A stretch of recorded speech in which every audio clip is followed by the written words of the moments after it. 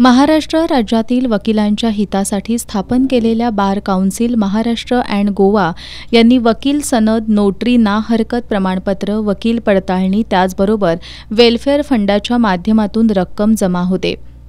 या रकमेतून वकिलांच्या हितासाठी बार काउन्सिलनं काहीच केलेलं नाही असा आरोप ॲडव्होकेट अभिजित खोत यांनी पत्रकार बैठकीत केलाय।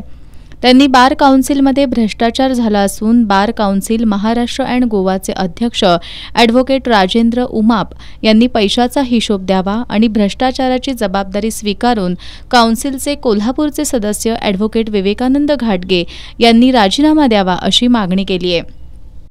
बार काउन्सिलने आतापर्यंत सनदसाठी, नोटरीला एनओसी देण्यासाठी, परत ना हरकत प्रमाणपत्र देण्यासाठी, परत वेलफेअर फंड रूपाने पैसे जवळपास 100 कोट्यावधी रुपयाचा घोटाळा केलेला आहे। त्याचा हिशोब bar council Maharashtra Goa chairman जे राजेंद्र उमाप सरांनी दिला पाहिजे व त्याची बॅलन्स शीट त्याच्या वेबसाईट टाकली पाहिजे द्यावा।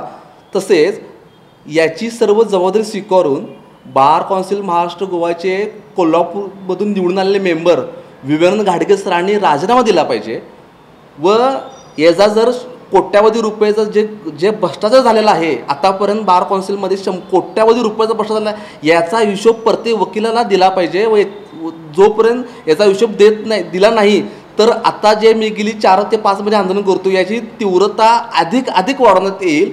Bar council Maharashtra and Goa यांनी प्रशिक्षणार्थी वकिलांना पहिली 5 वर्ष 20,000 रुपये विद्यावेतन द्यावं, 50 लाख रुपये विमा संरक्षण मिळावं, महाराष्ट्र शासनाकडून वकील संरक्षण कायदा मंजूर करून घ्यावा यासह अन्य मागण्यांसाठी ॲडव्होकेट खोत यांनी आवाज उठवलाय।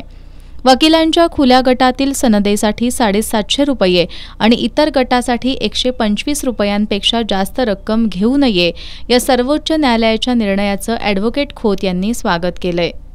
दरम्यान ॲडव्होकेट अभिजित खोत यांनी केलेले आरोप आणि राजीनाम्याच्या मागणीसंदर्भात ॲडव्होकेट विवेकानंद घाटगे यांच्याशी आमच्या प्रतिनिधींनी संपर्क साधला असता त्यांनी यावर खुलासा देणं आपल्याला गरजेचं वाटत नसल्याचं सांगितलंय।